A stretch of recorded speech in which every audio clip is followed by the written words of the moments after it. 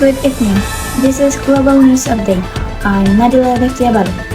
Indonesia is entering the new year in mourning as devastating floods and landslides in Sumatra have forced authorities to cancel New Year celebrations across several regions. Officials confirmed that New Year fireworks and public festivities in Sumatra have been officially cancelled as a sign of respect for the victims and their families. The floods and landslides, triggered by days of intense rainfall, have claimed more than 1,000 lives and displaced hundreds of thousands of residents from their homes.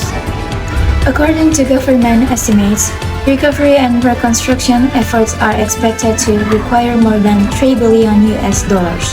Emergency teams remain on the ground, focusing on evacuation, humanitarian aid, and restoring basic infrastructure in the affected areas. Authorities urge the public to remain vigilant as extreme weather conditions are still expected in several parts of Indonesia. That's the latest update on the situation in Sumatra. I'm Nadila Deftia Balu, and this has been Global News Update. Thank you for watching and see you next time.